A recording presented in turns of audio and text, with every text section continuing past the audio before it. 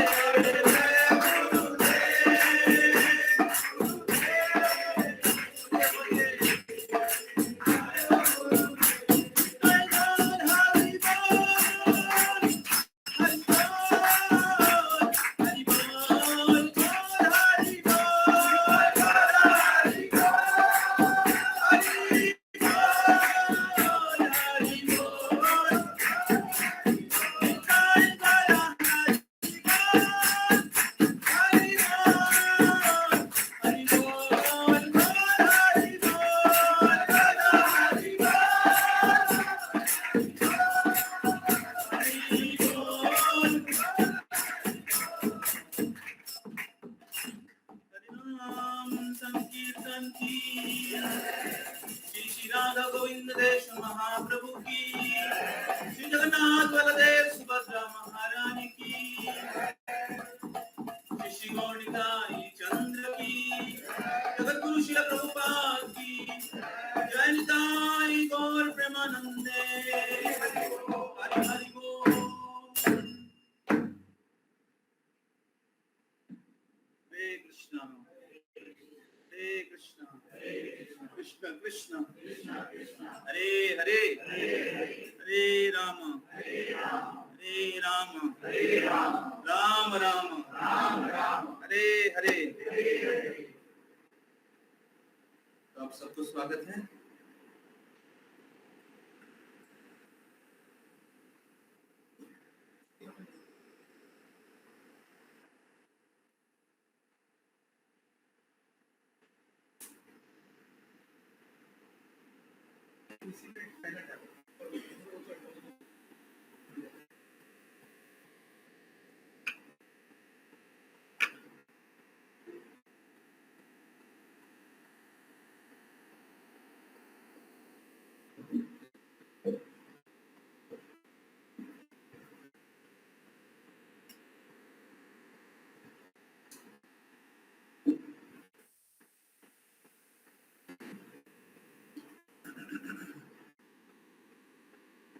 तो आप सबको स्वागत करता हूँ मैं आज के भगवद गीता की कक्ष में।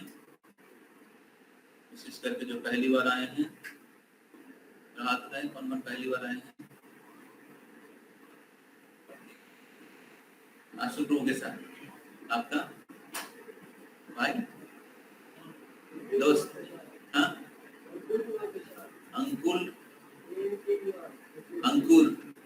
अंकुर कुमार प्रसाद, हरि बोल।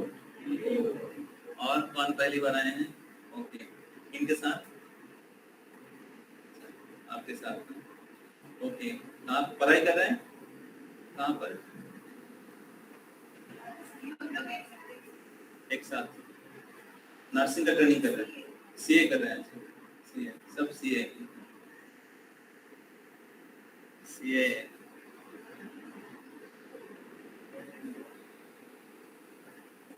चैतन्य एसोसिएट।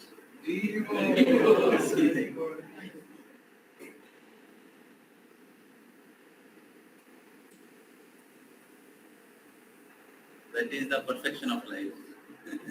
वो अगर कोर्स आप कर लोगे।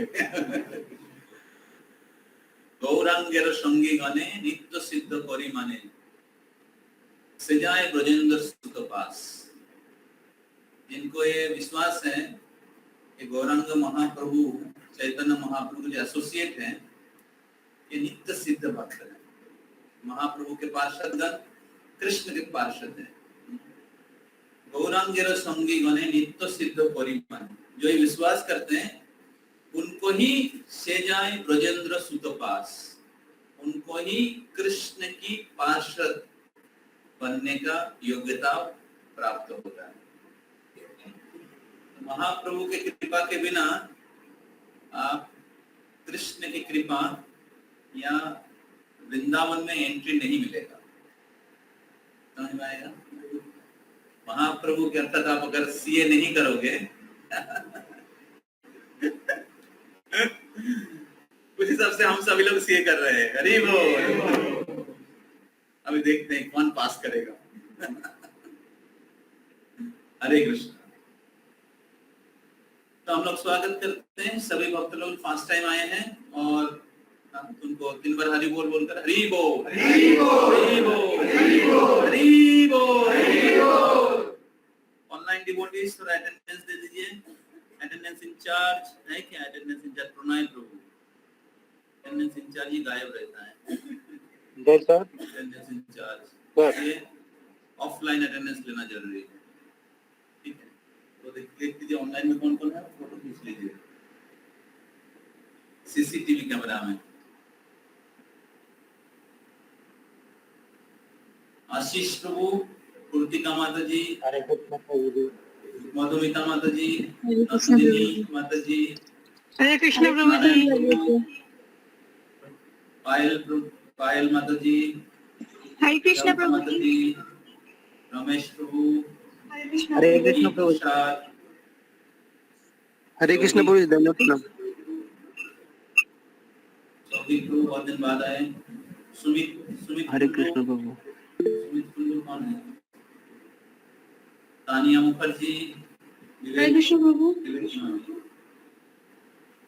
ओके, जिन लोगों ने रिस्पांस किया उनको अटेंडेंस मिल जाएगा। बाकी जो अटेंडेंस इंचार्ज हैं, follow up devotees, follow up teachers, आप देखिए आपने follow up report, follow up का रिपोर्ट क्या है, कौन कौन आया है रिपोर्ट के हिसाब से, ठीक है। वो रंजन क्यों नहीं आया? रंजन मामा का शादी ना उनका शादी लग रहा है, उनका ही शादी। हाँ, लास्ट वीक में भी, लास्ट वीक आया था, लास्ट वीक आया था, लास्ट वीक नहीं आया। और कौन नहीं आया?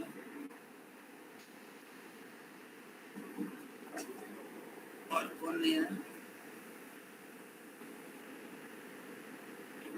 ओके, तो पिछले वीक में हम लोगों ने काउंसलर मीटिंग लिया था और काउंसलर मीटिंग का 2 टॉपिक था। क्या था, किसको याद है? काउंसलर मीटिंग मैंने चैंटिंग के ऊपर लिया था। हाँ? तो मैंने चैंटिंग के ऊपर कुछ इंपॉर्टेंट डिस्कशन किया था। कौन कौन आया था लास्ट वीक? तो मैंने as a spiritual care taker और काउंसलर, मेरा दायित्व है कि आप लोग हर दिन जप अच्छे से करें, या आपका जप संख्या पूरी हो और आपका जप का क्वालिटी बढ़े। तो क्योंकि प्रभुपाद जी कहते हैं कि हमारे आध्यात्मिक जीवन का प्रगति 90%, 99% डिपेंड करते हैं हमारा हरिनाम के जप के ऊपर। इसलिए मैं जप के ऊपर ही बोला था मैं। तो अब ऐसे कितने लोग उसको प्रयोग करने के लिए प्रयास कर रहे हैं? जो हम लोगों ने चर्चा किया था, आप में से कितने लोगों ने नोट बनाया था? हाथ उठाइए। कितने लोगों ने पिछले क्लास का नोट बनाया था? नोट नहीं बनाएंगे तो कैसे याद करेंगे, कैसे अप्लाई करेंगे? आप तो एक हफ्ता में भूल जाएंगे ना क्या क्या चर्चा हुआ था। तो क्योंकि जो भी मैंने बताया था सब इंटरनल प्रिंसिपल है, ये कोई टेक्निक नहीं है, कोई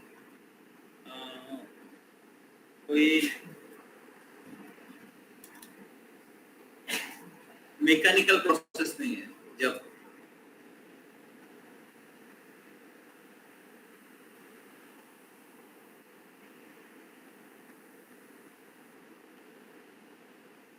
कौन लाया पानी?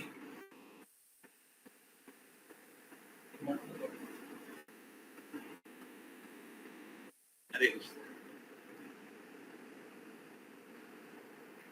Thank you. तो मेरा मेन उद्देश्य यही था कि आप लोग स्पिरिचुअल प्लेटफॉर्म में जब करें। तो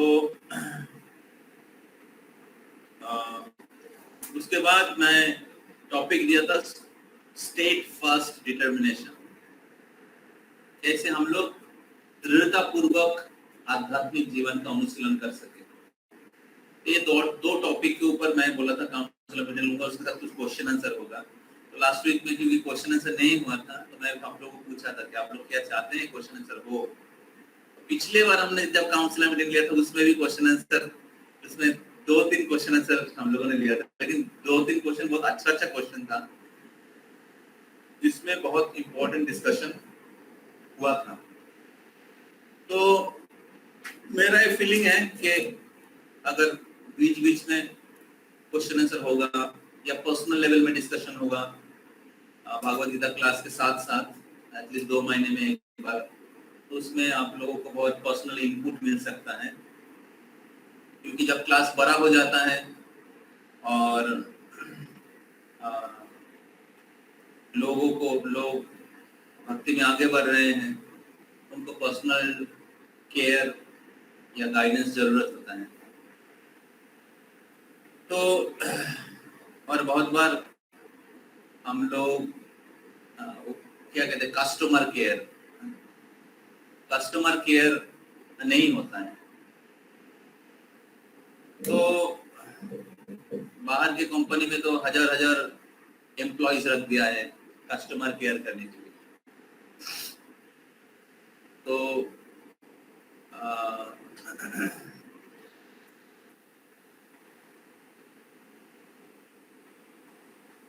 इस्कॉन में हजार भक्त हैं और इन भक्तों का केयर करना भी जरूरी है।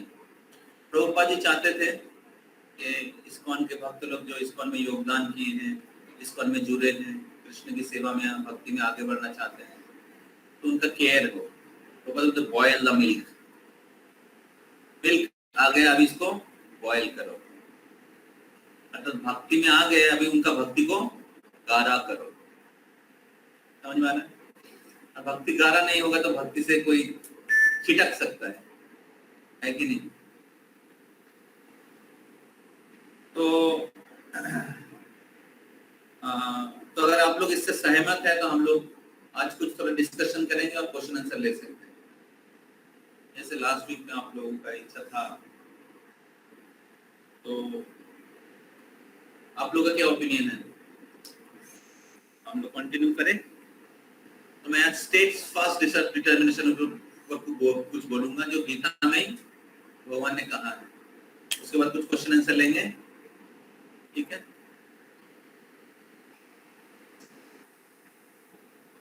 ओके।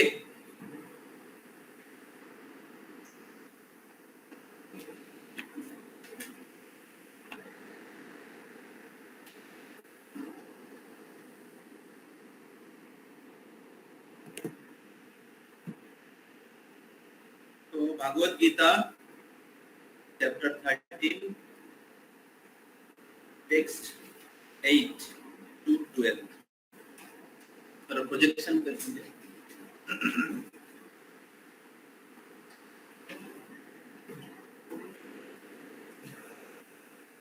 ओम अज्ञानतिमिरान्धस्य ज्ञानाञ्जनशलाकया चक्षुरुन्मिलितं येन तस्मै श्रीगुरवे नमः। श्रीचैतन्यमनोभीष्टं स्थापितं येन भूतले स्वयं रूप कदा मह्यं ददाति स्वपदान्तिकं। वन्देऽहं श्रीगुरो श्रीयुतापदकमलं श्रीगुरून् वैष्णवांश्च श्रीरूपं साग्रजातं सहगणा रघुनाथान्वितं तं सजीवं स्वाद्वैतं सावधूतं परिजनसहितं कृष्ण चैतन्यदेवं श्रीराधा कृष्ण पादान् सहगणा ललिता श्रीविशाखान्वितं नमो नमः भूतले श्रीमते भक्तिवेदांत स्वामिनिति नामिने। नमस्ते सरस्वती देवे गौरवाणी प्रचारिणे निर्विशेष शून्यवादी पाश्चात्यदेशतारिणे पंचाकल्पतरुभ्यश्च कृपा सिन्धुभ्येव च पतितानां पावनेभ्यो वैष्णवेभ्यो नमो नमः। जय श्री कृष्ण चैतन्य प्रभु नित्यानंद श्री अद्वैत गदाधर शिवासादि गौर भक्तवृंद।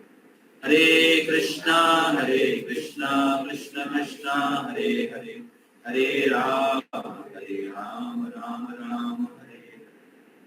हम करोति वाचालं पुंगं लंघयते गिरिं यत्कृपातमहं वन्दे श्रीगुरुं दीनतारिणं परमानन्दमाधवं श्रीचैतन्यं।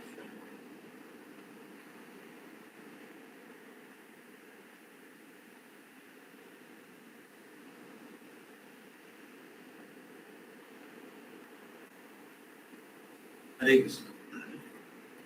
तो भागवत गीता में भगवान 20 item of knowledge 20 item of knowledge प्रदान किया है। 20 ज्ञान, या इसको कह सकते हैं एक भक्तों के अंदर 20 गुणावली होना चाहिए। एक भक्त के अंदर 20 गुण, कहाँ 20 है, कहाँ 12 है, कहाँ 26 गुण। तो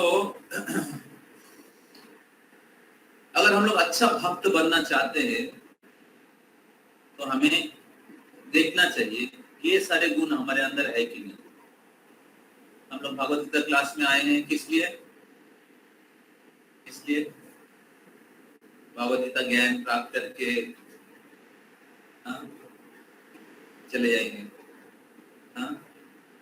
इसलिए आए हैं। तो बोलिए जोर से।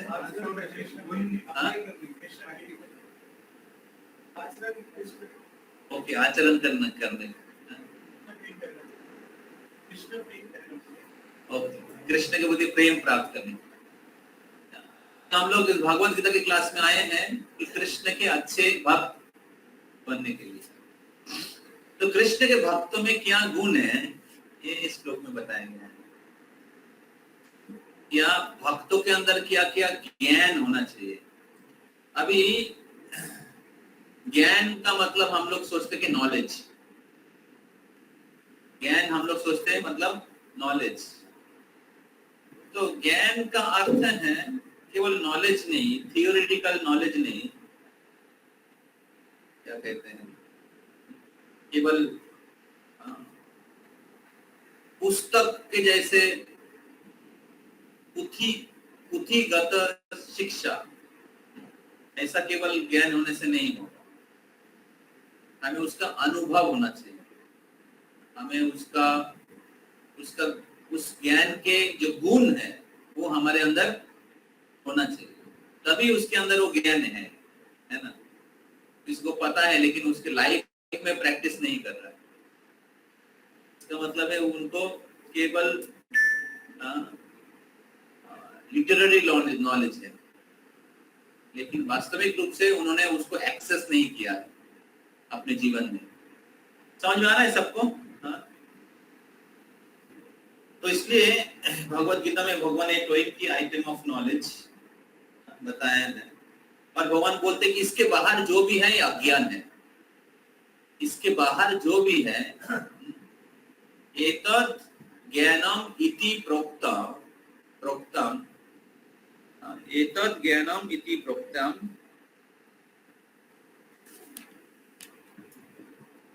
एतत् ज्ञानम इति प्रोक्तम अज्ञानम अथ अन्यथा। इसको छोड़कर बाकी सब चीज अज्ञान है। समझ में आ रहा है? तो क्या क्या ज्ञान तो हम लोग पढ़ेंगे। आप लोग मेरे पीछे पीछे बोलिएगा, इधर दिख रहा है थोड़ा और बड़ा।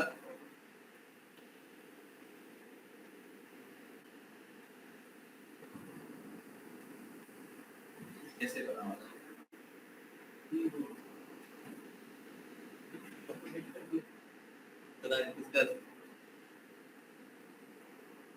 अमानित्यम।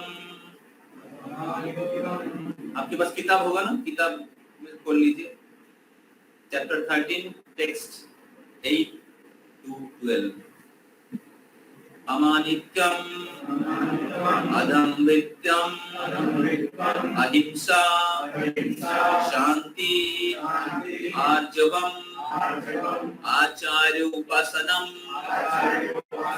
शौचम, स्थैर्यम, आत्मविनिग्रहम, इंद्रियार्थेषु वैराग्यम, अनाहंकारा एव च जन्म मृत्यु जरा व्याधि दुःख दोषानुदर्शनम,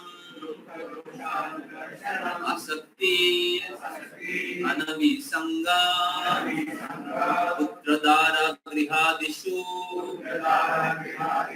नित्यं च समचित्तत्वम् इष्टानिष्टो प्रपत्तिषु मयि च अनन्ययोगेन भक्तिरागविचारिणी विविक्तदेशसेवित्यम् रतिर्जन संसदि अध्यात्म ज्ञान नित्यत्वम् तत्व ज्ञानार्थ दर्शनम् एतद् ज्ञानमिति प्रोक्तम् अज्ञानं अज्ञानं यद् अन्यथा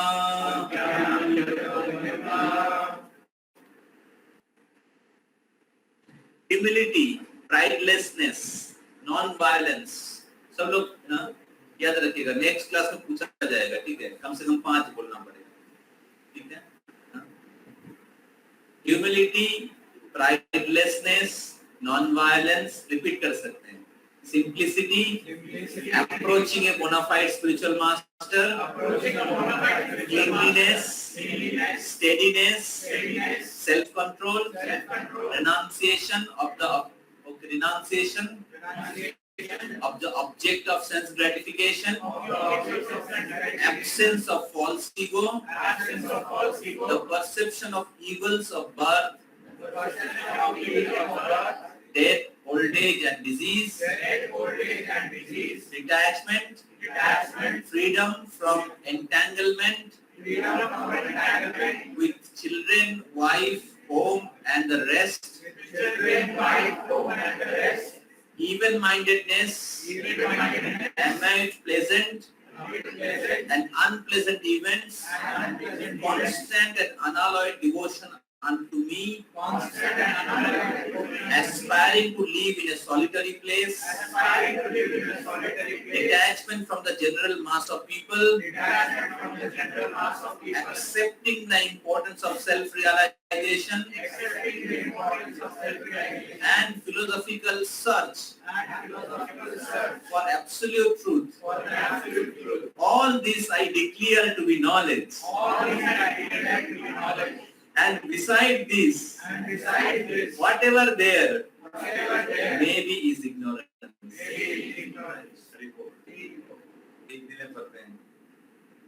विनम्रता, दम्भहीनता, अहिंसा, सहिष्णुता, सरलता, प्रामाणिक गुरु के पास जाना, पवित्रता, स्थिरता, आत्मसंयम, इंद्रिय तृप्ति के विषयों का परित्याग, अहंकार का अभाव, जन्म मृत्यु, वृद्धावस्था तथा रोग के दोषों की अनुभूति, वैराग्य, संतान, स्त्री, घर तथा अन्य वस्तुओं की ममता से मुक्ति, अच्छी तथा बुरी घटनाओं के प्रति समभाव, मेरे प्रति निरंतर अनन्य भक्ति, एकांत स्थान में रहने की इच्छा, जन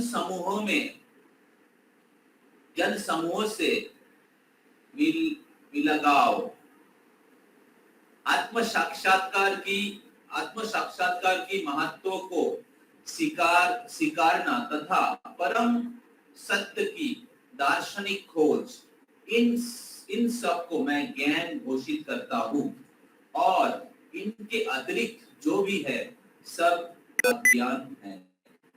हरे कृष्ण। तो ये जो श्लोक है ये बहुत ही महत्वपूर्ण है और इस श्लोक का तात्पर्य भी प्रभुपाद जी ने बहुत ही लंबा दिया है, 6 पेज का तात्पर्य दिया है प्रभुपाद जी ने। तो इस सभी लोगों के लिए होमवर्क है, आप सब लोग इस श्लोक को आप लोगों को तात्पर्य के साथ पढ़ के आना है अगले क्लास में, ठीक है? कुछ बोलना मुझे नहीं? 13 अध्याय 8 থেকে 12।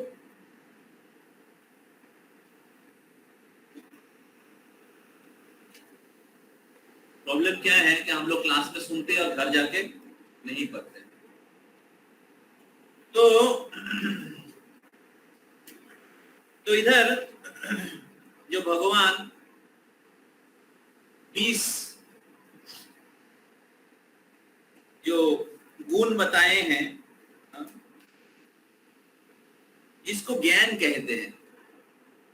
तो देखिए अमानित्यम मतलब ये कोई ज्ञान नहीं है, ये एक गुण है, लेकिन भगवान बोल रहा है ये ज्ञान है। तो अभी अमानी कौन होता है? अमानी कौन होता है? जो समझते कि मैं एक तुच्छ आत्मा हूँ, भगवान के अंश हूँ, कोटि कोटि आत्मा है, उसमें से मैं एक आत्मा हूँ। और आत्मा का साइज केशाग्र शतभागस्य सतदा कल्पितस्य च, बाल के अग्रभाग के 10,000 भाग का एक भाग, ये हम लोगों का साइज है। तो इसमें अहंकार का कोई स्थान ही नहीं है। तो जब आत्मा अपने असली स्वरूप को भूल जाता है, अपने असली परिचय को भूल जाता है, तो मिथ्या अहंकार करता है। तो इसलिए जब किसी के पास ज्ञान रहेगा तब स्वाभाविक रूप से विनयी रहेगा। तो इससे जो विनयी है ऑलरेडी उनके पास ज्ञान है। समझ में आ रहा है? जो विनयी है, विनयी माने अमानी, ह्यूमिलिटी। तो पहला गुण है अमानित्यम, ह्यूमिलिटी। इसका मतलब है स्पिरिचुअल लाइफ का शुरुआत होता है ह्यूमिलिटी से, इसलिए पहला गुण है। समझ में आ रहा है? आध्यात्मिक जीवन में आगे बढ़ने के लिए पहला लक्षण क्या है? विनम्र। तो विनम्रता का अनुशीलन नहीं करके हम लोग आध्यात्मिक जीवन में आगे नहीं बढ़ सकते। भौतिक जगत में लोग, बाहर के दुनिया में लोग अपने आप को बड़ा दिखाने के लिए प्रयास करते हैं। तो कंपटीशन होता है, कंपटीशन, कौन किससे ऊपर जा सकता है, कौन किसके ऊपर जा सकता है, कौन किसके ऊपर। तो आध्यात्मिक जगत का जो प्रोग्रेस का डायग्राम है वो जैसे पिरामिड के जैसा है। सबसे बड़ा व्यक्ति सबसे ऊपर रहता है और बाकी लोग उसके पैर के नीचे रहता है, दबा के रखते हैं।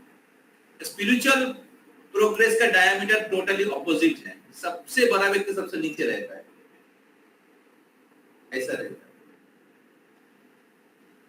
सबसे श्रेष्ठ व्यक्ति सबसे विनयी होता है और वो सोचता है सब लोग मेरे से ऊपर है। हरि बोल। समझ में आ रहा है? तो आप समझिए, अगर भक्ति में आगे बढ़ना है तो फिर आपका जो एटीट्यूड है कैसे 360 डिग्री चेंज करना पड़ेगा। अंडरस्टैंड? सिद्धार्थ, आध्यात्मिक जगत में आगे बढ़ने के लिए हम लोगों का जो भावनाएं हैं या हमारा अप्रोच इसको अच्छे समझ सकते हैं। अप्रोच हमें परिवर्तन करना पड़ेगा। जो सबसे विनयी है वही टिक जाता है भक्ति में। जैसे डार्विन का थ्योरी है, सर्वाइवल ऑफ द फिटेस्ट, और स्पिरिचुअल लाइफ का फॉर्मूला है सर्वाइवल ऑफ द हम्बलेस्ट। त्रिनादपि सुनीचेन तरोरपि सहिष्णुना अमानिना मानदेन कीर्तनीय सदा। और विनम्रता कोई एक्सटर्नली दिखावट करके कोई नहीं प्रैक्टिस कर पाएगा। तो जब तक किसी को इस आध्यात्मिक ज्ञान की अनुभूति नहीं होगा कि मैं कृष्ण के नित्य दास हूं, और कृष्ण के अच्छा भक्त केवल बाहरी रूप से नहीं बन सकता, केवल एक्सटर्नली कोई स्किल नहीं है। ये कृष्ण की भक्त बनना कोई स्किल नहीं। अच्छा लेक्चर दे दिया, अच्छा भक्त बन गया, या इतना पैसा डोनेशन दे दिया, अच्छा भक्त बन गया। नो, ये कोई स्किल नहीं है, ये आध्यात्मिक गुण है। और ये आध्यात्मिक गुण जेन्युइन सिंसियर डिवोशन के बिना नहीं डेवलप होगा। यशास्त्री भक्तिर भगवती अकिंचना सर्वै गुणस्तत्र समासुते सुरा। यशास्त्री भक्तिर भगवती अकिंचना, सर्वै गुणस्तत्र समासुते सुरा, जितने भी दिव्य गुणावली है, देवता के गुण है, दैवी गुण है, ये कैसे कैसे प्राप्त होता है ना? भगवती अकिंचना, जब भगवान के प्रति अहैतुक या अकिंचन भक्ति किया जाता है, तब ये सारे गुणावली स्वाभाविक रूप से मैनिफेस्ट करता है। समझ में आ रहा है? तो इसलिए इधर जो भगवान 20 गुण बोल रहे हैं, उसका शुरुआत होता है ह्यूमिलिटी से। पहला गुण है ह्यूमिलिटी, विनम्रता, आध्यात्मिक जीवन।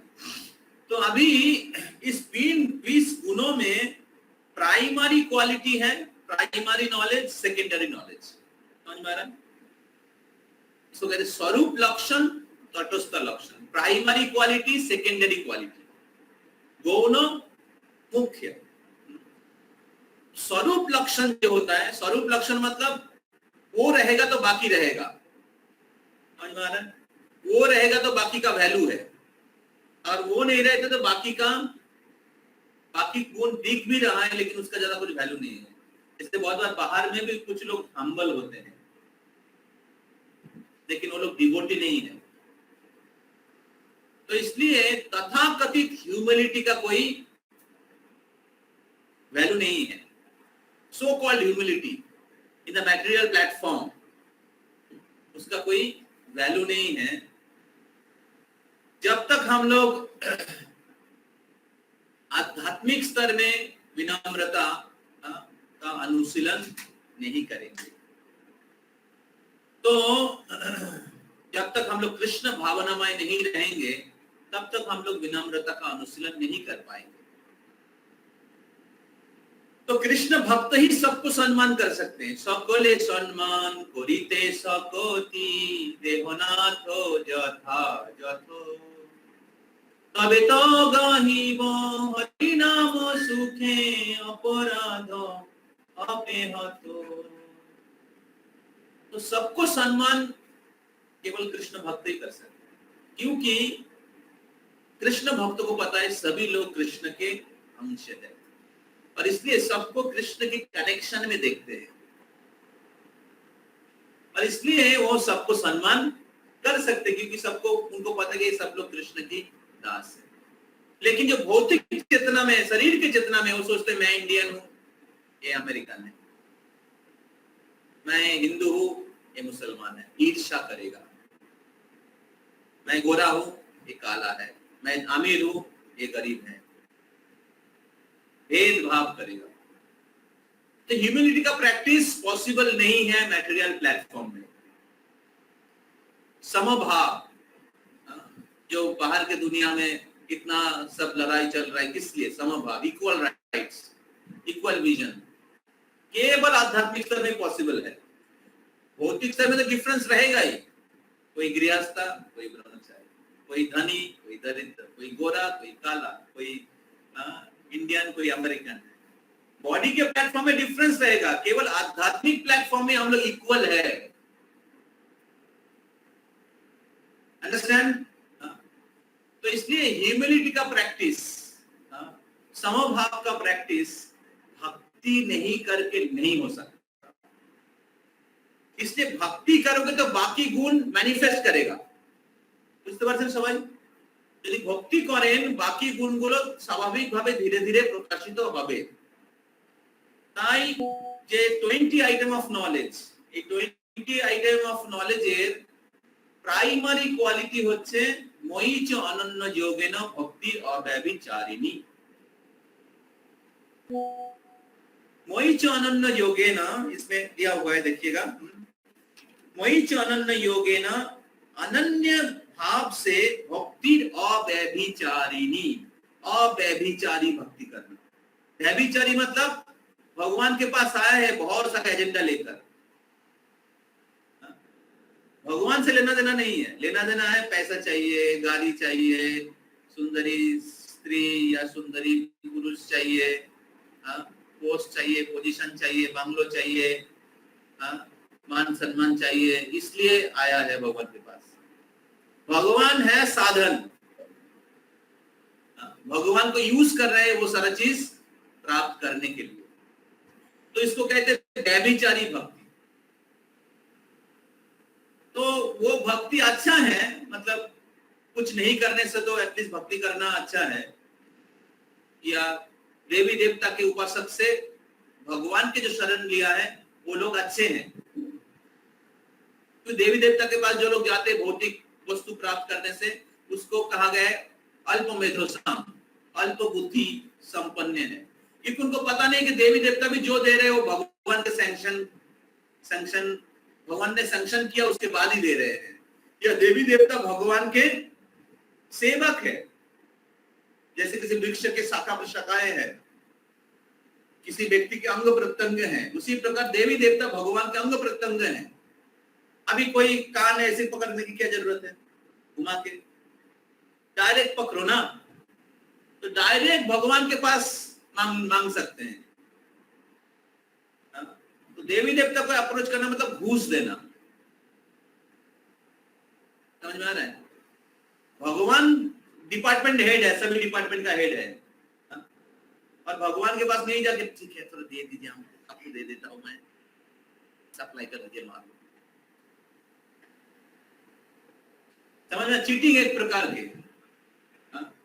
गीता में भगवान कहते हैं, डेमी गॉड वर्शिप के ऊपर बोलते हैं।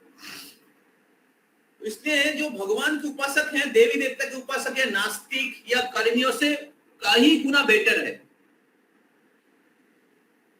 अभी जब हम लोग कृष्ण के भक्ति में आ गए हैं, तो अभी हमें शुद्ध धीरे धीरे हमें मिक्स भक्त से, मिश्र भक्त से शुद्ध भक्त बनने के लिए प्रयास करना पड़ेगा। समझ में आ रहा है? तो अभी यही चीज भगवान बोल रहे हैं, मोई च अनन्य योगेन भक्ति अव्यभिचारिणी। जब हम लोग अव्यभिचारी अर्थात अहैतुक की भक्ति करते हैं, अर्थात भगवान के एक सेवक बनने के लिए हम लोग भगवान के शरण लेते हैं, क्योंकि हमें पता है कि भगवान सब कुछ टेक केयर कर रहे हैं या टेक केयर करेंगे। दूसरे शब्दों में, मैटेरियल लाइफ में, भौतिक जीवन में भी कोई अगर बहुत सफल होता है लेकिन स्पिरिचुअली जीरो रहता है, तो क्या वो सफल है? सफल नहीं है। तो जो भक्ति में प्रगतिशील व्यक्ति है, उनको पता है कि spiritual success is the real success. आध्यात्मिक सफलता ही असली सफलता है। भगवान के पास वही सबसे प्रिय है जो भक्ति में आगे है। जेई भजे सेई बरो अभक्त हिंसार, कृष्ण भक्ति ते नाही जाति कुलादी विचार। कृष्ण भक्ति में वही जो भक्ति में आगे है, या गृहस्थ हो या सन्यासी हो या दरिद्र हो या धनी हो या शिक्षित हो, जो भी उनकी स्थिति हो, कृष्ण भक्ति ते नाही जाति कुलादी विचार।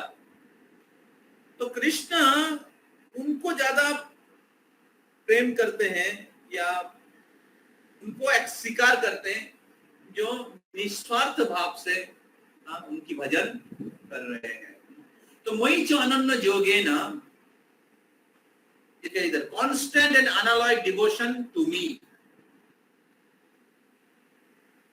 Constant and unalloyed devotion. So unalloyed devotion, मोई च अनन्य योगेन, अनन्य भाव से। अनन्य शब्द भगवत गीता में बहुत जगह में आया है।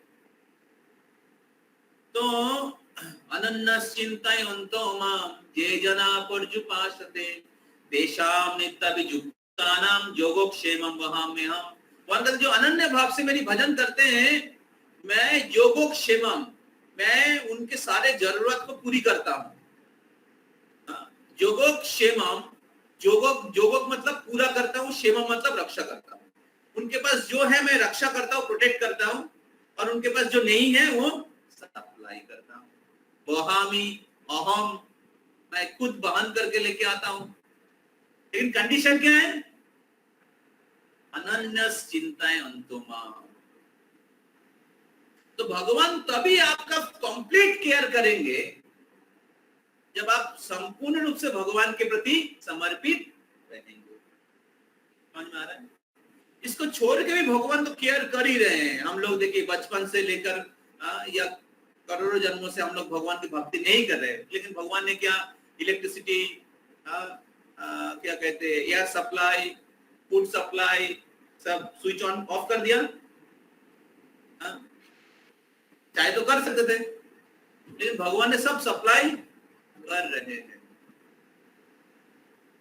तो इसलिए हमें कृतज्ञता भाव से भगवान के प्रति अहेतु की भक्ति करने की प्रयास करना चाहिए, और जो नहीं कर पा रहे हैं उसके लिए पश्चाताप करना चाहिए कि भगवान मैं नहीं कर पा रहा हूँ, मेरे अंदर इतने सारे भौतिक चीजों का कामना है, आपने मेरे को सब कुछ दिया है, भक्तों का संग भी दिया है,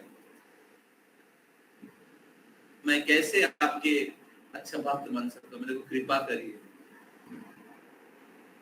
तो प्राइमरी क्वालिटी क्या है? मोहि च अनन्य योगेन भक्ति अव्यभिचारिणी, अनन्य भाव से भगवान के प्रति भक्ति करना, अव्यभिचारी भक्ति।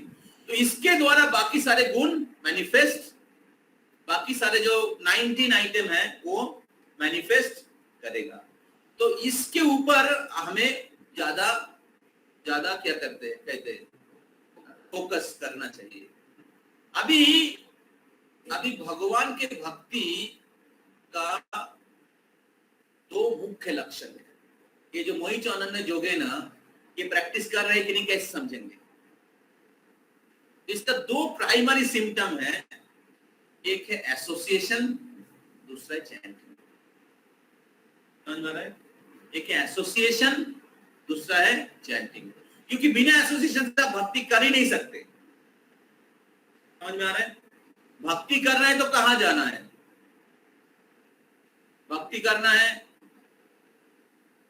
भक्ति करना चाहते थे इसीलिए तो भगवत गीता क्लास में आए हैं, नहीं तो किसी दूसरे जगह में बैठे रहते सिनेमा हॉल में, है कि नहीं? तो भक्तों के संग के बिना कोई भक्ति नहीं कर सकता। दूसरा, भक्ति के जो साधन, भक्ति के जो 64 अंग हैं उसमें मुख्य है हरिनाम, उसमें मुख्य है हरिनाम। तो मैं भक्ति कर रहा हूं कि नहीं कैसे समझेंगे?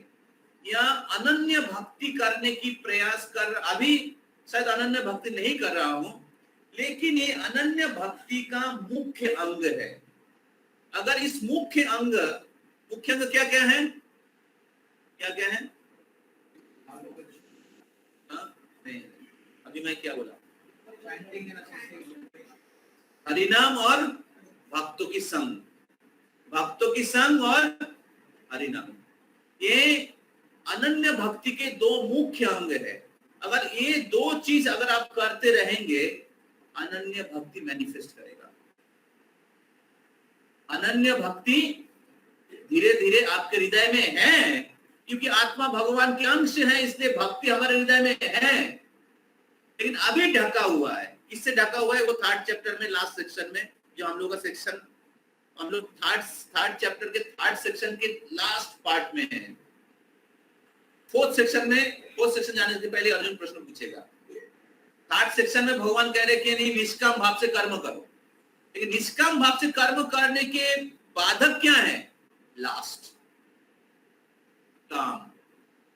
काम रूपेण कौन्तेयो दुष्पुरेण अनलेन च। ये काम वासना के कारण आत्मा इस भौतिक जगत में फल भोगना चाहता है, अलग अलग कर्म का, विषयों का फल भोगना चाहता है, भगवान को देना नहीं चाहता है। समझ में आ रहा है? और इसके कारण हम लोग इस भौतिक जगत आत्मा बंधन में है। समझ में आ रहा है? तो अभी जो हमारे हृदय में भक्ति और ढका हुआ है काम, क्रोध, लोभ, मोह, अलग अलग शत्रु के द्वारा, लेकिन जब साधु संग हरिनाम करेंगे,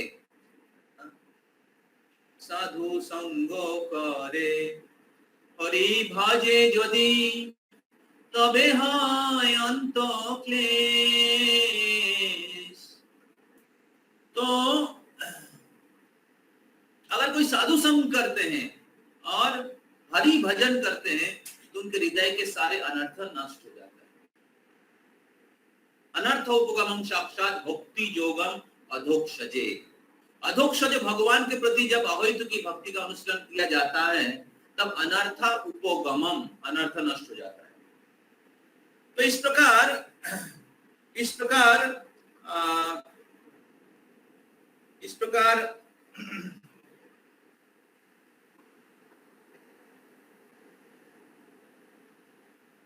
ये जो अनन्य भक्ति है, अनन्य भक्ति का दो मुख्य अंग है, साधु संग और हरिनाम। तो साधु संग और हरिनाम अगर किया जाएगा बहुत निष्ठा के साथ, तो हमारे हृदय में जो भक्ति है, जो हमारे शत्रु ज्ञानी ना नित्य वैरिना काम रूपे न कौनते हो, ज्ञानियों के नित्य शत्रु है। आवृतम ज्ञानम एतेन ज्ञानिना नित्य वैरिना काम रूपे न कौनते दुष्पुरे न अनन्यचा। ये काम ऐसा एक वस्तु है, कभी भी संतुष्ट नहीं होता है। इस प्रकार अग्नि में आप घी डालते रहेंगे तो क्या होगा, अग्नि और बढ़ेगा। उसी प्रकार काम जितना तृप्त करेंगे कभी संतुष्ट नहीं होगा और बढ़ता जाएगा। और ये क्या करता है, आवृतम ज्ञानम एतेन, ज्ञान को ढक देता है। आदमी भगवान के साथ अपना संबंध को भूल जाता है। इसलिए ज्ञानी ना नित्य वैरिना, ज्ञानियों के शत्रु, नित्य शत्रु। बहुत जगह में गीता में और भी जगह में भगवान ने सेम चीज बताया है।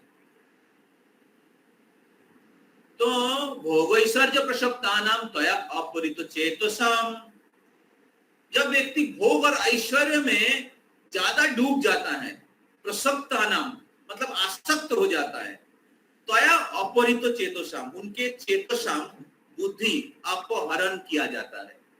त्वया अपरितो चेतसाम व्यवसायत्मिका बुद्धि, और इसलिए भगवान के पास जाने के लिए जो बुद्धि जरूरत होता है, स्थिर बुद्धि या शुद्ध बुद्धि जरूरत होता है, केवल वो पढ़ाई करने की इंटेलिजेंट नहीं, भगवान के साथ अपना संबंध को जोड़ने के लिए जो आध्यात्मिक बुद्धि है, वो समाधि में पहुंच नहीं पाता है।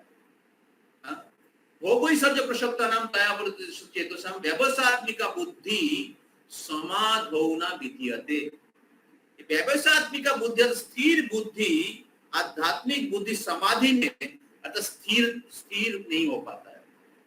और इस प्रकार वो भक्ति में अप एंड डाउन करता रहता है, भक्ति में लड़खड़ाता रहता है। तो इसलिए हमारे हृदय के भक्ति को जागृत करने के लिए जो अलग अलग प्रकार के विषयों के द्वारा, अज्ञान के द्वारा ढका हुआ है, अज्ञान के द्वारा हमारे हृदय में ढका हुआ जो हमारे भक्ति, उसको जागृत करने के लिए दो चीज करना जरूरी है, साधु संग, हरिनाम। समझ में आ रहा है? अगर साधु संग और हरिनाम अच्छे से करेंगे, साधु संग मतलब अच्छे भक्तों का संग। साधु के 3 प्रकार के लेवल है, कनिष्ठ, मध्यम, उत्तम। उत्तम अधिकारी, मध्यम अधिकारी का संग लेना चाहिए। तो और हरिनाम अच्छे से करना चाहिए, जिसके बारे में मैं पिछले वीक में मैं बोला था। हरिनाम के 3 लेवल है, क्या क्या? नाम अपराध, नामाभास, शुद्ध नाम।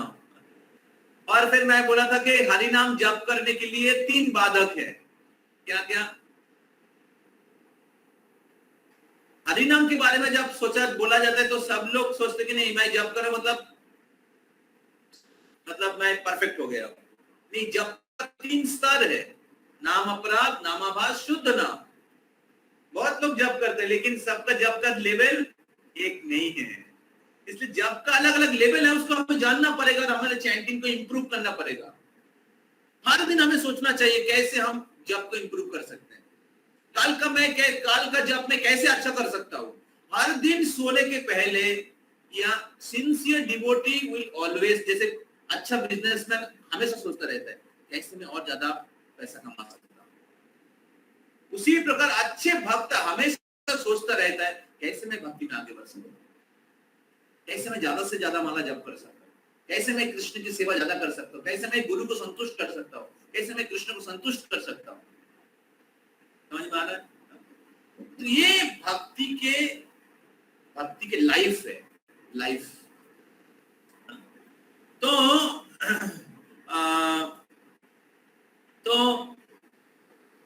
जब साधु संग, तो हरिनाम जप करने के 3 बाधक है, जो मैंने लास्ट वीक में बताया था। अच्छा जप करने के लिए 3 बाधक है। पहला बाधक है जाड्य, मतलब स्लीप, निद्रा। दूसरा है विक्षेप, मतलब डिस्ट्रक्शन ऑफ माइंड। और तीसरा लॉय। लॉय मतलब आप निद्रा नहीं है और मन भी इधर उधर भाग नहीं रहा है, लेकिन जप में मन नहीं लग रहा है, जप में रुचि नहीं मिल रहा है, उसको कहते हैं लॉय। मतलब इनडिफरेंस, उसको इंग्लिश में कहते हैं इनडिफरेंस। मतलब कोई आपको फीलिंग नहीं हो रहा है, नो फीलिंग।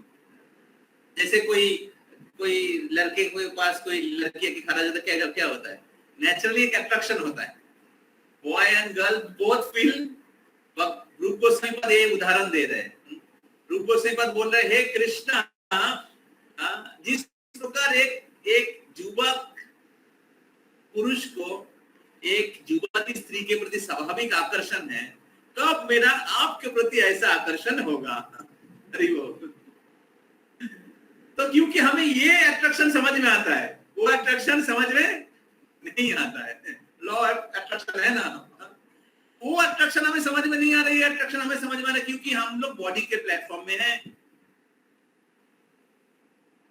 तो रूप गोस्वामी पद हमें सिखा रहे हैं कैसे भगवान से प्रार्थना करना चाहिए, कैसे आप कनिष्ठ से उत्तम भक्त बन सकते हैं, और उसलिए हमें कैसे भगवान को अप्रोच करना चाहिए और कैसे हमें अच्छे भक्तों का संग लेना चाहिए। जो इस प्रकार भक्त है उनके एसोसिएशन लेना चाहिए और खुद को भी प्रयास करना पड़ेगा, भगवान के पास आके प्रार्थना करना पड़ेगा कि भगवान, जैसे मेरा आकर्षण है स्त्री के प्रति या स्त्री के लिए कोई पुरुष के प्रति, उसी प्रकार आकर्षण आप में हो। तो भगवान उसको एक्नॉलेज करेंगे, अरे देखो कितना सिंसियर है। उनको पता है कि उनका क्या कहते हैं डेफिशिएंसी कहां पर है, कहां उनका मिस्टेक है, और उसको समझते हुए मेरे पास आकर प्रार्थना कर रहे हैं। जब आप सिंसियरली डेली प्रार्थना करेंगे तो भगवान बोले सच में सिंसियर है तो सैंक्शन करेंगे। समझ में आ रहा है? तो ये जो दो गुण है, मोहि चौनन्य जोगे ना भक्ति राधा विचारिणी, तो इसका दो मुख्य सिम्टम है, साधु संग और हरिनाम। ये दो चीज अगर आप कर रहे हैं, time is only the factor when you are going to become pure. समझ में आ रहा है? केवल समय की अपेक्षा है, आप एक दिन शुद्ध भक्त बन जाएंगे। प्रभुपाद जी के पास एक दिन एक आदमी आया, एक रिपोर्टर है, तो स्वामी जी आप लोग तो इतना बड़ा मूवमेंट चला रहे हैं, आपके मूवमेंट में कितने शुद्ध भक्त हैं? तो उधर प्रभुपाद जी के पास, प्रभुपाद जी के असिस्टेंट थे तमाल कृष्ण महाराज। तमाल कृष्ण थोड़ा देखो तो हमारे इस्कॉन में कितने लोग हैं? बोले प्रभुपाद हमारे इस्कॉन में अभी 200 लोग हैं। बोले 200 शुद्ध भक्त।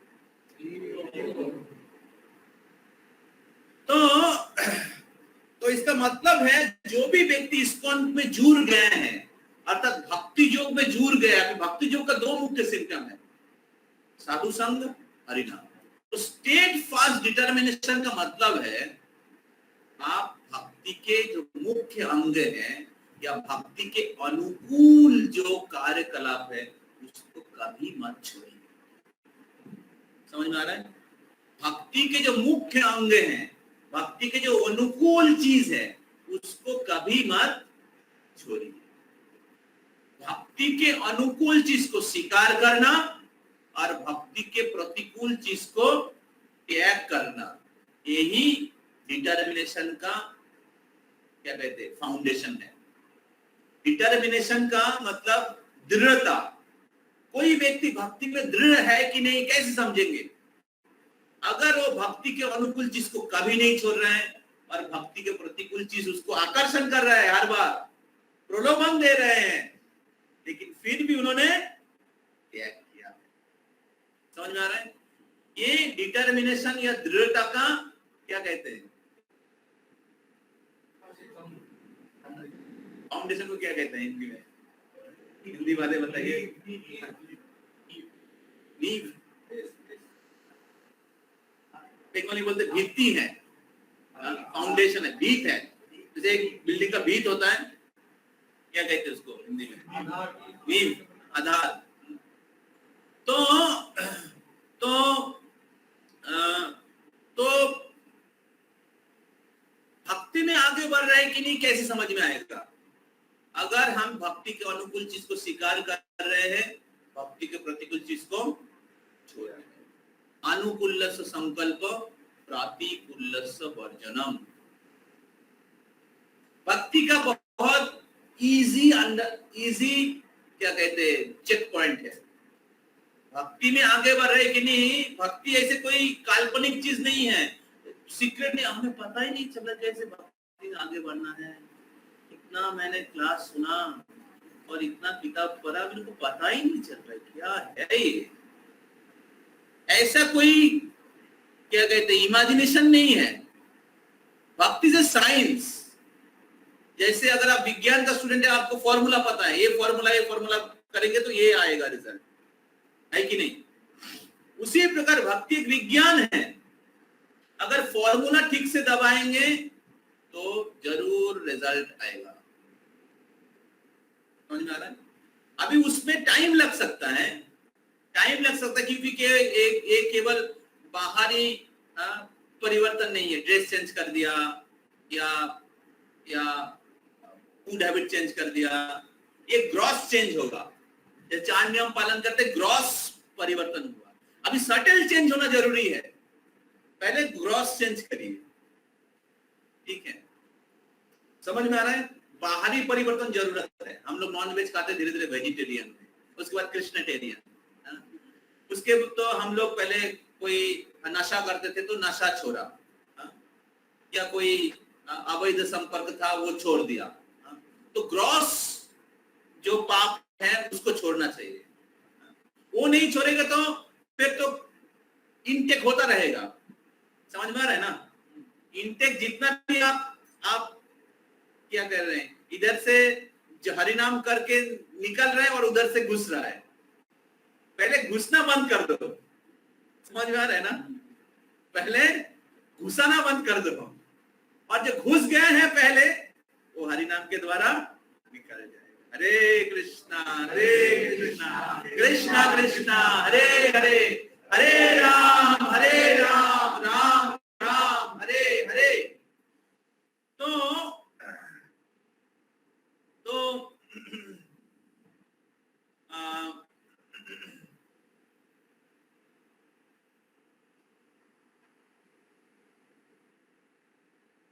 अनुकूलस्य संकल्पम प्रतिकूलस्य वर्जनम।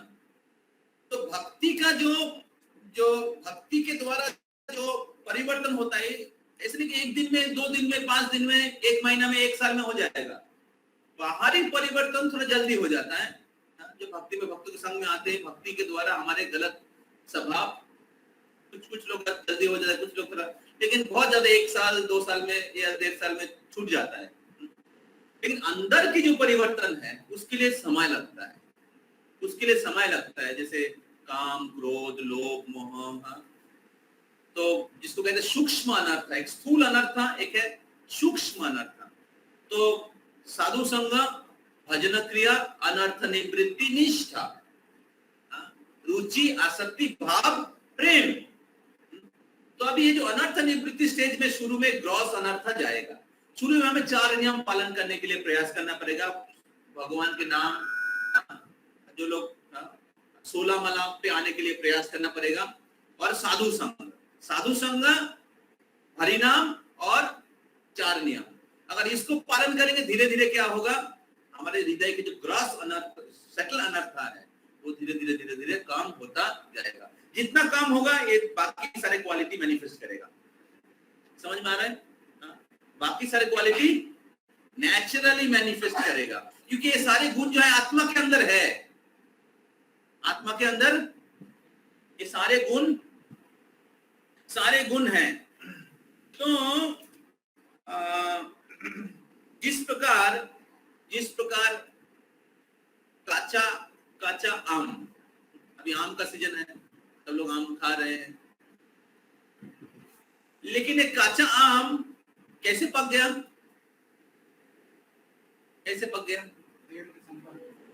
पैर के संपर्क में था इसलिए पक गया, है कि नहीं? उसी प्रकार अगर आप साधु संग हरिनाम करेंगे, साधु संग और हरिनाम करेंगे, तो एक दिन आप काचा आम से अर्थात कनिष्ठ भक्त से एक दिन आप उत्तम भक्त बन जाएंगे। समझ में आ रहा है? तो इसलिए ये जो मोहिच अनन्य योगेन भक्ति अव्यभिचारिणी, इसका मूल जो सिम्टम है वो है साधु संग और हरिनाम। और इसको अच्छे से करने के लिए हमें 4 नियम को पालन करना पड़ेगा। 4 नियम जो है ये डाइट, क्या कहते हैं इसको, प्रिस्क्रिप्शन, डाइट और मेडिसिन और डाइट दिया जाता है ना, ये डाइट है। हरिनाम मेडिसिन है, हरिनाम मेडिसिन है, और ये 4 नियम जो है या कृष्ण प्रसाद जो है डाइट है। तो अभी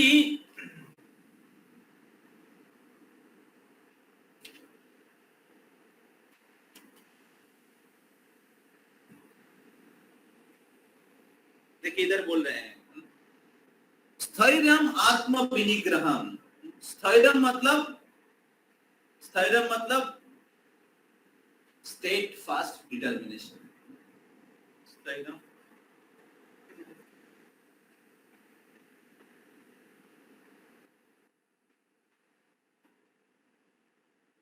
अमानित्यम अदम्भिकम अहिंसा शांति राज्यम आचार्य उपासना शौचम स्थैर्यम आत्मा विनिग्रहम। तो स्थैर्यम का मतलब क्या है?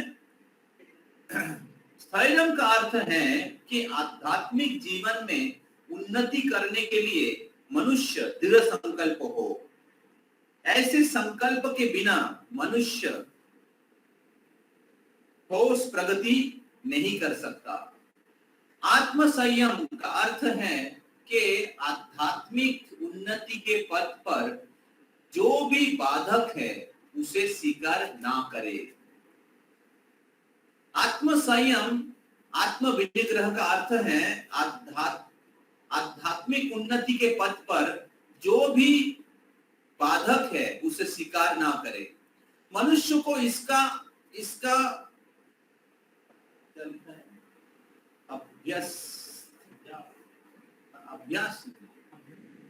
अभ्यस्त मनुष्य को इसका अभ्यस्त बनकर ऐसी किसी भी वस्तु को त्याग देना चाहिए जो आध्यात्मिक उन्नति के पथ पर प्रतिकूल है।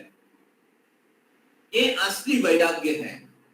इंद्रियां इतना प्रबल है कि वे सदैव इंद्रिय तृप्ति के लिए उत्सुक रहती है। अनावश्यक मांगों को पूर्ति नहीं करनी चाहिए। इंद्रियों को उतनी ही तृप्ति की जानी चाहिए जिससे आध्यात्मिक जीवन में आगे बढ़ने में अपने कर्तव्यों की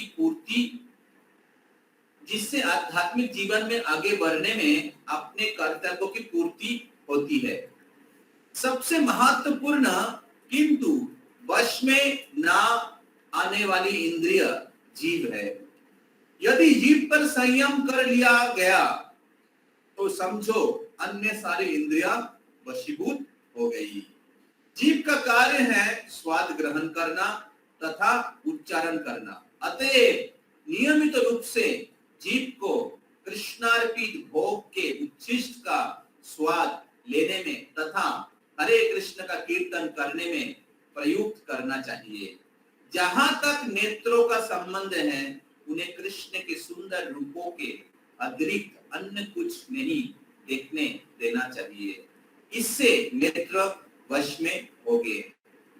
इसी प्रकार कानों को कृष्ण के विषयों में श्रवण करने में लगाना चाहिए और नाक को कृष्णार्पित फूलों को सूंघने में लगाना चाहिए।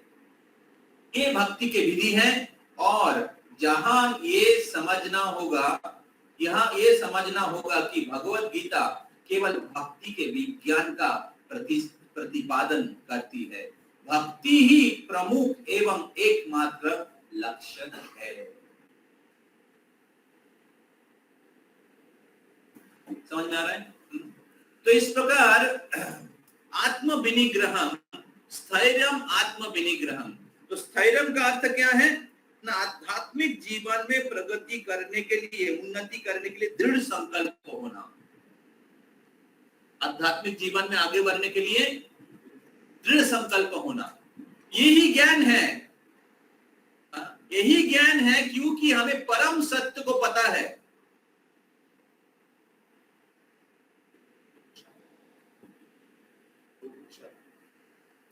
तो ज्ञान यही है कि भगवान परम सत्य है, भगवान के साथ हमारा शाश्वत संबंध है, और जीवन की असली प्रगति यही है अगर हम लोग आध्यात्मिक मार्ग में आगे बढ़ेंगे। तो ऐसे संकल्प के बिना मनुष्य प्रगति नहीं कर सकता। और दूसरा, आत्म संयम का अर्थ क्या है ना, आध्यात्मिक उन्नति के पथ पर जो भी बाधक है उसे स्वीकार ना करना। मनुष्य को इसका अभ्यस्त बनकर ऐसे किसी भी वस्तु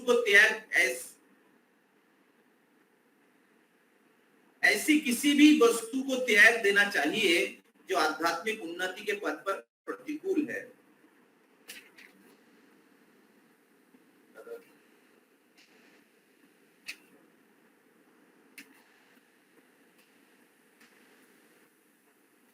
Steadiness means one should be very determined to make progress in spiritual life. Without such determination, one cannot make tangible progress.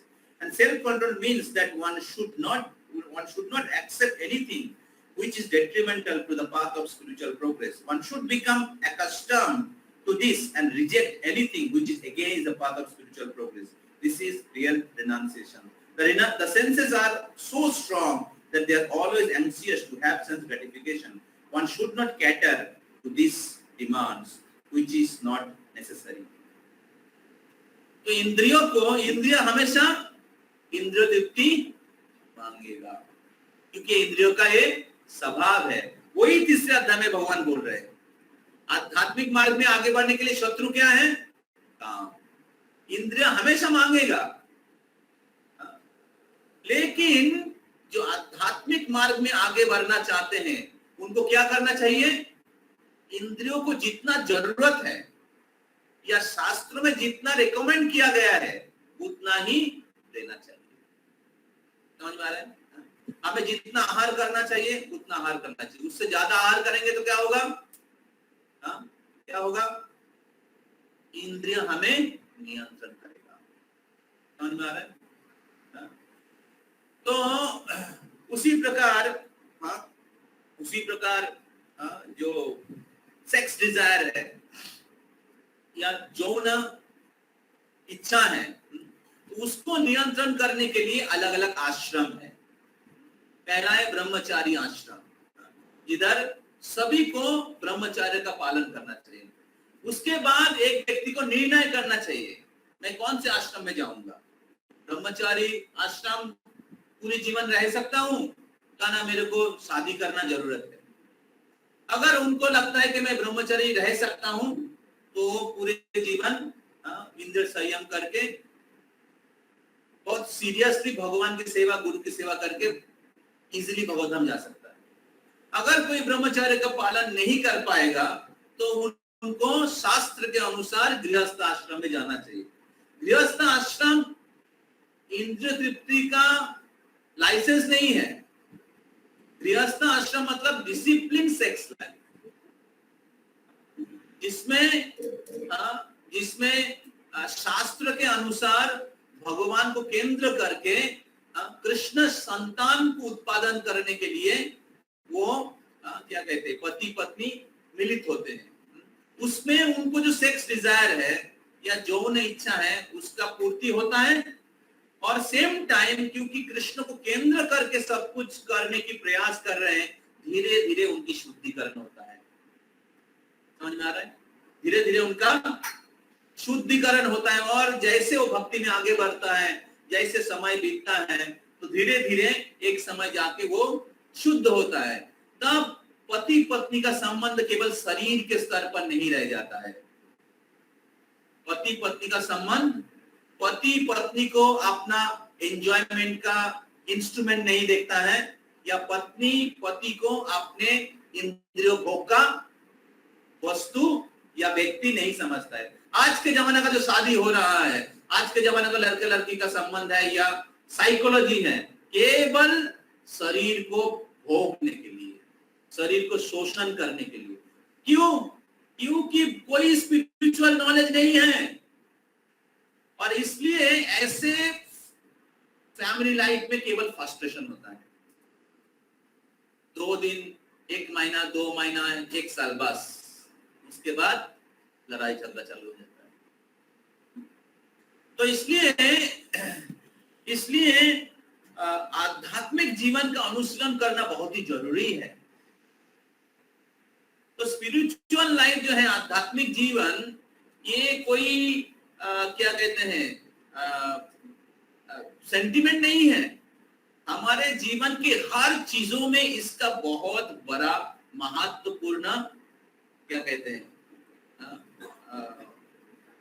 Connection है। तो इसलिए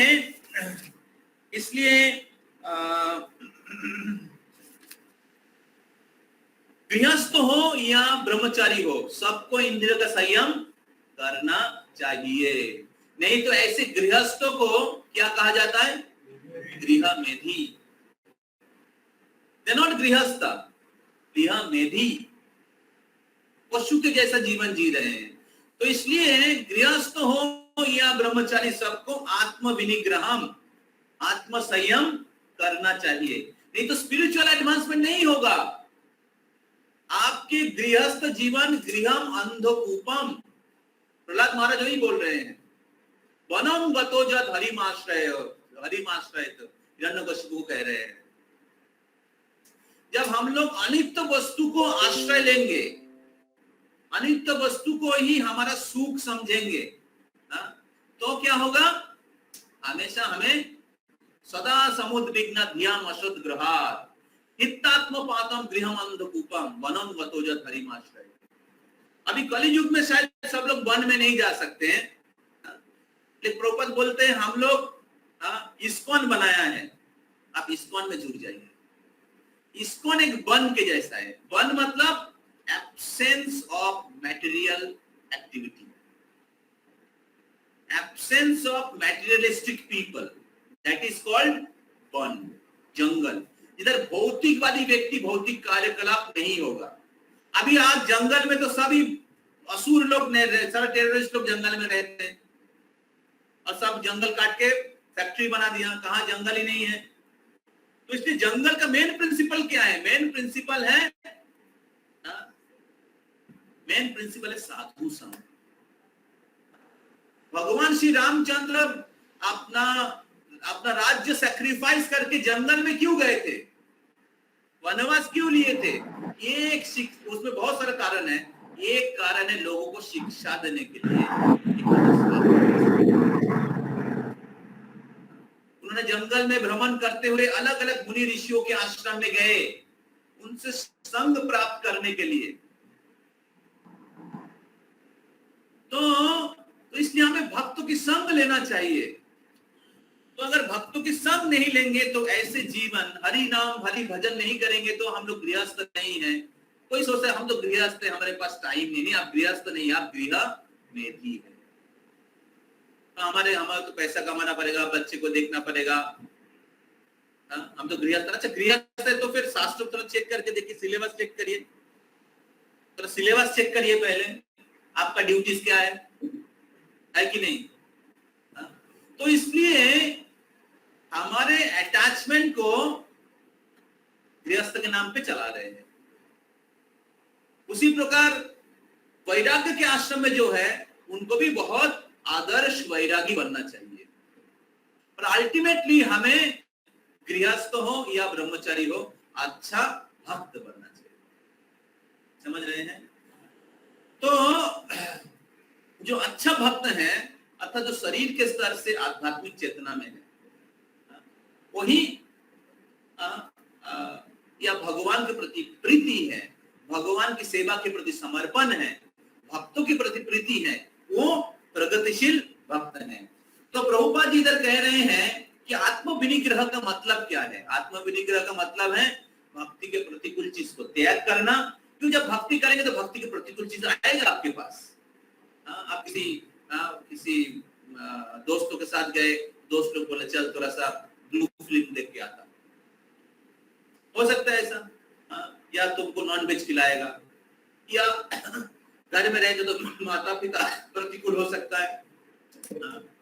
अलग अलग प्रतिकूल चीज है। भक्ति के प्रतिकूल चीज क्या क्या है हमें पता होना चाहिए, और इस प्रतिकूल चीज को स्वीकार ना करें और अनुकूल चीज को स्वीकार करें। अनुकूल क्या है? साधु संग। अनुकूल चीज क्या है? हरि कथा। अनुकूल चीज क्या है? कैंप, यात्रा, फेस्टिवल।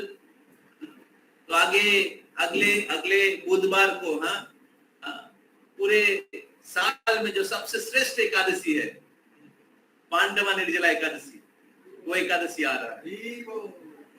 तो ये एकादशी पांडव लोगों ने किया था। पांडव लोग हर एकादशी करते थे, उसमें एक जन नहीं कर पाता था, वो है भीम जी।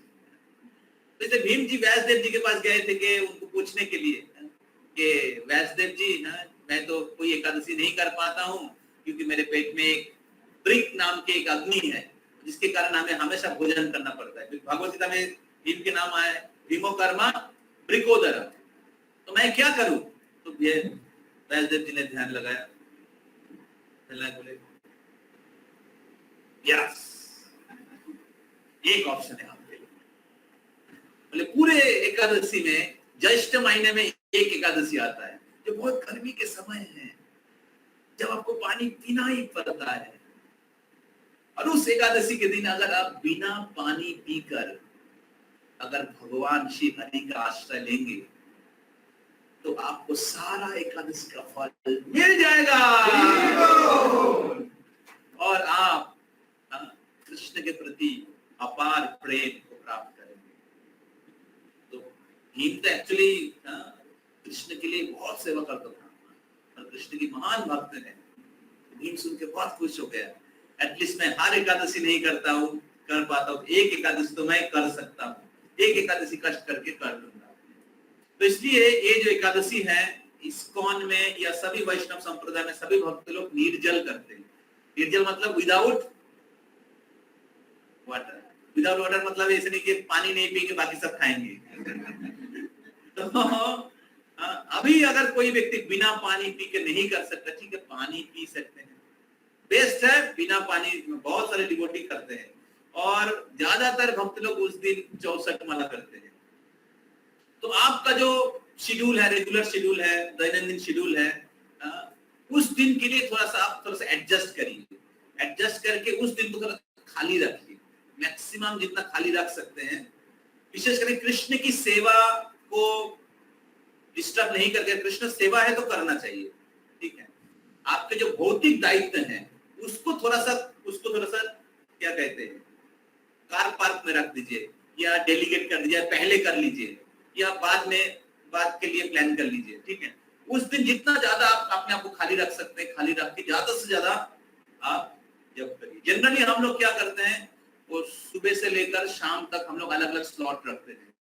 उस स्लॉट में हम लोग सब लोग मिलकर एक साथ जप करते हैं, एक साथ आ जाते हैं, जप करते हैं। बीच में थोड़ा जपा टॉक होता है, 10 मिनट का जपा टॉक और 1-1.5 घंटा जप करते हैं, फिर 10 मिनट का जपा टॉक और फिर 1-1.5 घंटा जप करते हैं। और इस प्रकार सबको टारगेट, हम लोग सबका टारगेट रहता है 64 माला करना है। तो इस प्रकार बहुत सारे भक्त लोग 64 माला क्या, 80 माला, 90 माला ऐसे भक्त लोग करते हैं। और उसमें क्या होता है, आध्यात्मिक जीवन में एक स्फूर्ति आता है, क्योंकि जब हम लोग एट ए स्ट्रेच बहुत कंसंट्रेशन के साथ, सिंसियरिटी के साथ, विशेष करके ऐसे आध्यात्मिक दिनों में हम लोग एक साथ जप करते हैं, तब क्या होता है, हमारे जितने अनर्था होता है वो नष्ट हो जाता है। जितना भी हम लोग नाम रुचि नहीं मिल रहा है, तो रेगुलरली हम लोग जप में बहुत कॉम्प्रोमाइज करते हैं या अलग अलग कारण में जब अच्छा नहीं होता है तो वो अच्छा कर सकते हैं।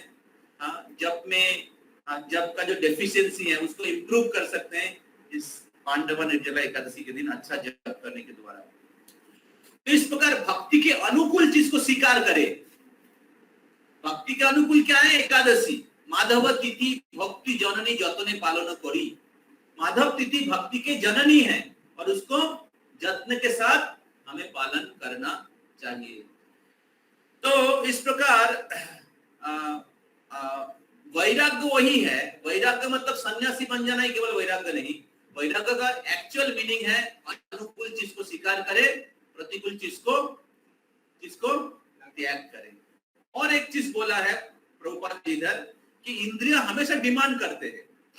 जैसे छोटा बच्चा हमेशा मामी ये दे दो, मामी चॉकलेट खाना है, मामी थोड़ा सा कार्टून देखना है, मामी थोड़ा सा टीवी देखना है, अलग अलग चीज डिमांड करते हैं, है ना। तो senses are also like that. इंद्रिया जो है वो छोटे नॉटी चाइल्ड के जैसा है, ठीक है। तो क्योंकि उसका बुद्धि नहीं है, तो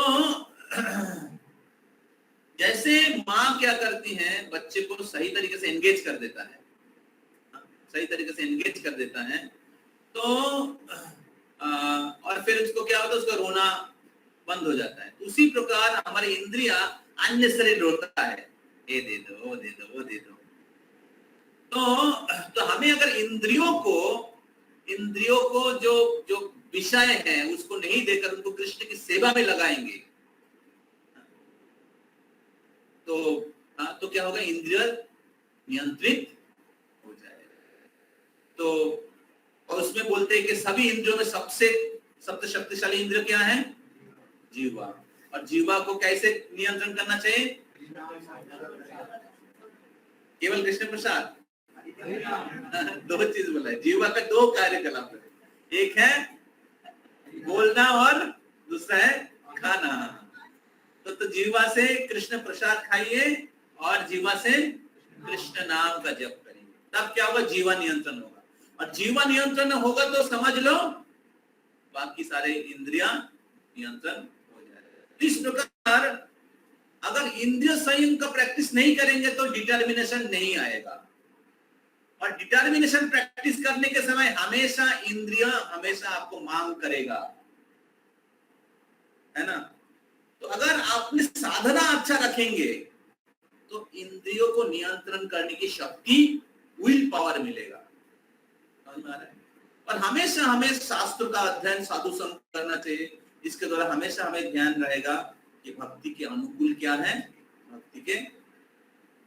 ये भक्ति के प्रतिकूल है, मैं स्वीकार नहीं करूंगा। इंद्र मांग रहा है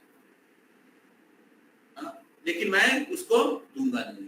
और बहुत सारा चीज भक्ति के अनुकूल है लेकिन इंद्रिय नहीं मांग रहा है।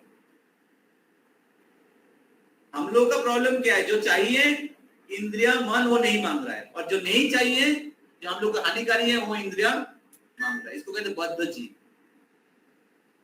तो भक्ति का मतलब क्या है, जो भक्ति के लिए अनुकूल है, अगर इंद्रिय नहीं भी मांगता है इसको देना है। और भक्ति के लिए जो प्रतिकूल है, अगर इंद्रिय मांग भी रहा है तो उनको,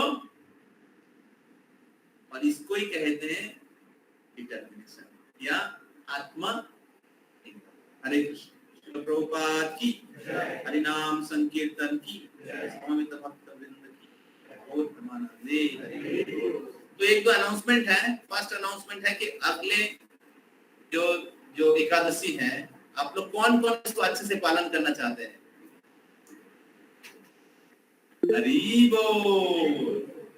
तो इसके लिए मैं सोच रहा था कि हर साल जैसे हम लोग करते हैं तो हम लोग सभी भक्तों को एक साथ एक जगह में जप करने की एक सुविधा देते हैं। तो आप जो आ सकते हैं तो आप लोग आ सकते हैं। तो उसके लिए दो ऑप्शन हमने सोचा था। एक ऑप्शन है क्योंकि बुधवार है तो हम लोग का क्लास होता ही है, तो एक ऑप्शन है कि हम लोग मंदिर में इसी रूम में हम लोग जप कर सकते हैं, और दूसरा ऑप्शन है हम लोग वॉइस में कर सकते हैं। वॉइस में रहेगा तो उधर कोई रेस्ट लेना चाहते तो बीच में थोड़ा रेस्ट भी ले सकते हैं पास में रूम में, और इधर होगा तो इधर हम लोग क्लासरूम तो इधर जब कर सकते हैं, और उधर रेस्ट का थोड़ा सा दिक्कत हो सकता है, लेकिन फिर भी हम लोग एक रेस्ट का टाइम फिक्स कर सकते हैं, ठीक है। और इसमें एक इधर ही रूम में रेस्ट ले सकते हैं सब लोग। मंदिर में सुविधा क्या है, भगवान का दर्शन होगा, थोड़ा सा एनर्जी ज्यादा मिलेगा, और हम लोग चाहे तो बीच में गंगा स्नान करने के लिए जा सकते हैं। तो ये सारे सुविधा है। तो आप में से कितने लोग, सपोज मैं सोच रहा था कि अगर आप लोग 8 बजे आ सकते हैं सुबह, मॉर्निंग 8 o'clock।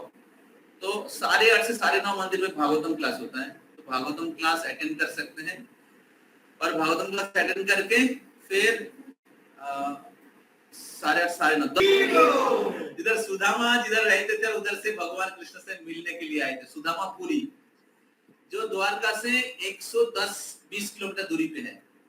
और एक जगह जाएंगे जिधर जाम्बवान का गुफा, आपने देखिए द्वारका पे जो हम लोगों ने ये बनाया है, पोस्टर बनाया है, उसमें वो फोटो भी दिया हुआ है।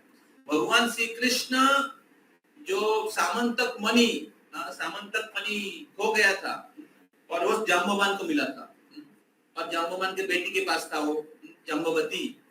फिर जाम्बवान के साथ कृष्ण के बहुत भयंकर युद्ध होता है, और जाम्बवान को केवल एक ही व्यक्ति हरा सकता था, वो है राम। ठीक है, जाम्बवान रामलीला के हैं। तो जाम्बवान सोचने लगा, अरे मैं क्यों इनको परास्त नहीं कर पा रहा हूँ, ऐसा व्यक्ति तो कोई नहीं है इस धरती पे जो मेरे को हरा सकता है। तो तब उनको याद आया कि शायद ये तो राम तो स्वयं नहीं है। तो तब उन्होंने राम का स्मरण जब किया, तब कृष्ण राम रूप में उनको दर्शन दिया उस गुफा के अंदर। फिर जब भगवान श्री कृष्ण उनको दर्शन दिया तो जाम्बवान तो भक्ति में गदगद हो गए, बोले अरे प्रभु हाँ, आप हमारे आराध्य हैं और मैं आपसे युद्ध कर रहा हूँ, आप मेरे को माफ करिए। तो मैं ये जो सामंतक मणि हमें प्राप्त हुआ है, ये सामंतक मणि केवल मैं आपको नहीं देता हूँ, मैं मेरे जो बेटी है जाम्बवती को भी मैं आपको देना चाहता हूँ। तो इस प्रकार जाम्बवान ने जाम्बवती को कृष्ण के पास समर्पित किया, और फिर कृष्ण के साथ जाम्बवती का विवाह हुआ। तो वो जो विशेष जाम्बवान का गुफा है अभी भी है, हरि बोल।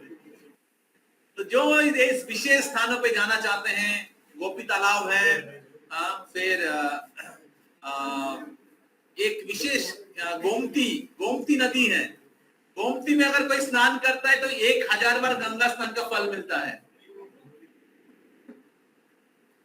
तो इस प्रकार बहुत ही विशेष जगह में हम लोग इस बार जा रहे हैं। जो पिछले बार हम लोग वृंदावन गए थे, अभी भगवान श्री कृष्ण वृंदावन से अयोध्या होकर द्वारका गए, उसी प्रकार हम लोग भी वृंदावन से इस बार मथुरा क्या कहते हैं उज्जैन होकर हम लोग द्वारका जाएंगे। तो जो लोग आना चाहते हैं तुरंत रजिस्ट्रेशन करिए, ठीक है। तो हम लोगों ने रजिस्ट्रेशन का सिस्टम आप सबको बताया था कि आपको पहले जो कॉमन रजिस्ट्रेशन फीस है जो प्रसादम और ट्रांसपोर्ट का है वो 7,700 है। कॉमन रजिस्ट्रेशन फीस सबके लिए कॉमन है, और बाकी रूम का है। रूम आपको जैसा चाहिए वैसा हम लोग उसी हिसाब से आप पे कर सकते हैं, जिसको जिस प्रकार के रूम चाहिए। कॉमन रजिस्ट्रेशन फीस जो है प्रसादम और ट्रांसपोर्ट 10 दिन का प्रसादम और ट्रांसपोर्ट केवल 7,700 रुपया है, और 7,700 रुपया है। तो इसको देकर आप रजिस्ट्रेशन कर सकते हैं। रजिस्ट्रेशन का लास्ट डेट कितना तारीख है? 16 जून रजिस्ट्रेशन का लास्ट डेट है। अगर आप 7,700 एक बार में नहीं दे सकते, आप इंस्टॉलमेंट में दे सकते हैं। 2,000 दे दीजिए, 3,000 दे दीजिए, और फिर 2,000 दे दीजिए। इतना करके आप रजिस्ट्रेशन चालू कर दीजिए, ठीक है। 16 तारीख तक जितने लोगों ने रजिस्ट्रेशन करेंगे उतने लोगों का ही टिकट हम लोग काटने वाले हैं, ठीक है। अगर आपने रजिस्ट्रेशन नहीं किया तो आपका टिकट नहीं मिलेगा, ठीक है। तो एक मिनट रुको। तो इसलिए registration is very very important. 21 तारीख को हम लोग टिकट काटने वाले हैं। 21 तारीख को टिकट क्या कहते हैं 19 कितना तारीख है हम लोग का टूर 19 अक्टूबर का टिकट 21 तारीख को खुलेगा, ठीक है। और एक साथ सबका टिकट बुक होता है, एक ही दिन में सब चला जाता है टिकट, ठीक है। तो इसलिए आप सबसे निवेदन है, आप लोग तुरंत रजिस्ट्रेशन करिए। रजिस्ट्रेशन नहीं करेंगे तो आपका टिकट छूट जाएगा, ठीक है। हरे कृष्ण। महाप्रसादे गोविंदे नाम ब्रह्मणि वैष्णवे स्वल्प पुण्यवतम राजन निःशासनैव जायते। जय श्री कृष्ण चैतन्य प्रभु नित्यानंद श्री अद्वैत गदाधर श्रीवासादि गौर भक्तवृंद। हरे कृष्ण कृष्ण कृष्ण हरे हरे, हरे राम राम राम हरे हरे। श्री महाप्रसाद की, जगतगुरु श्रील प्रभुपाद की, द्वारका टूर की, गौर प्रेमानंदे हरि हरि बोल। यस, किसी का कोई प्रश्न है आज के क्लास से या टूर के रिलेटेड कोई प्रश्न है? क्लास सबको समझ में आया? हाँ, क्लास समझ में आया? हेल्पफुल था क्या? हाँ, आप लोगों के आध्यात्मिक जीवन के लिए? हालांकि आई एम सॉरी, आज भी क्वेश्चन नहीं ले पाया ज्यादा, लेकिन किसी का कोई प्रश्न है तो अभी पूछ सकते हैं, प्रसाद लेते हुए मैं आंसर कर सकता हूँ। किसी का कोई व्यक्तिगत प्रश्न है हरि नाम जप के लेकर, किसी का कोई व्यक्तिगत प्रश्न है दृढ़ता, स्टेट फास्ट डिटर्मिनेशन, आत्मविनिग्रह, स्थैर्यम आत्मविनिग्रह, या साधु संत हरि नाम के रिलेटेड कोई प्रश्न है जो काउंसलर मीटिंग में आप पूछ सकते हैं, क्योंकि दूसरे दिन प्रश्न